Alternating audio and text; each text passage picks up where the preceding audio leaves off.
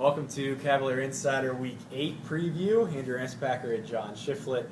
UVA 2-5 on the season. Losers of 5 straight, or as we like to call it, losers of 5 straight since Whitey, our cameraman, left. His last game was the Penn State game, right?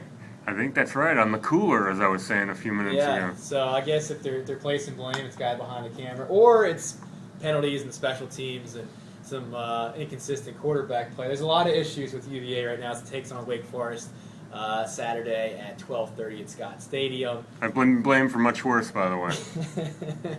But with those issues with UVA, I mean, I think that's the most frustrating part of this 5-game skid right now is that it's not just one thing. It's a multitude of things, and it keeps happening every week. Right. It's almost like Groundhog Day. You go out there, you see a personal foul penalty, you see a drop pass, you see the running game struggling, you see the special teams not getting returns and struggling on kick return coverage and having field goals blocked. It's just a multitude of errors, and it just keeps happening over and over again. It's almost like a nightmare scenario, and you're wondering what's going to be done to stop it. And so far, nothing has, and that's why we're at we're sitting here 2-5 with a 5-game losing streak. And I think it's one thing now to kind of step back and really look at this team. I know this team had a lot of expectations before the season, just stemming from what happened last year. The 8 wins, the win over Miami, the win over Florida State.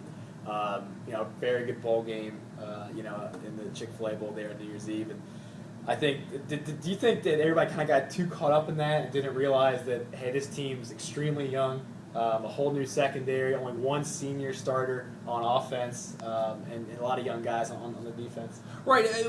Last year was kind of such a pleasant surprise to everyone, and Virginia had been down for so long. It had been since 2007 since they'd been to a bowl game last year, so everyone was kind of excited. And, there was all this talk of, building the program, that DVD series, and the logical step is continuing to play a bowl game. So everyone almost assumed that, this year it'll be maybe not a Chick-fil-A Bowl or a New Year's Day Bowl, but a bowl game nonetheless. But people forgot they have to replace pretty much their whole secondary, their whole defensive line, the key members of the interior of the offensive line, the center and the left guard. It's just a lot of young guys. I mean, their entire secondary is all sophomores. They have no seniors in the receiving corps. They have a senior running back, and then they have 3 sophomores at running back. A lot of youth on this team, a lot of inexperience. These guys are kind of going through the growing pains right now, and much to Virginia fan base's dismay, it looks like it's going to be a down year in that regard, but one where they'll learn and kind of take their lumps now.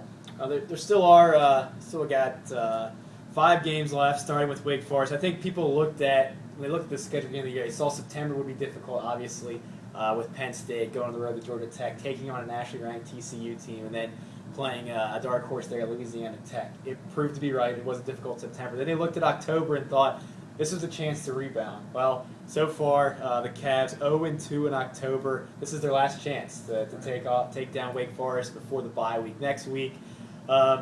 I think for me, a big key has to be consistent play from the quarterback. Phillip Sims has been the starter since Duke, and I think the thought was he would give it a big jolt to this team, a big jolt to this offense because of his talent, because of his background, and it just hasn't happened so far. Yeah, last week he looked really, really uncomfortable out there. A lot of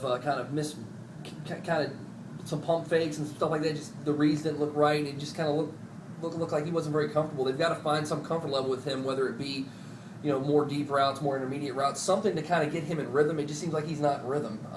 He obviously has the physical tools to be a good quarterback and jolt this offense and get him where it needs to go, but right now it's just not clicking. They've got to find that right formula to make that go. They'll have an opportunity this week against a Wake Forest team that's the weakest on Virginia's schedule. I think to this point, if you take out Richmond at the beginning of the year, Wake Forest 3-3 in the year, 1-3 in the ACC.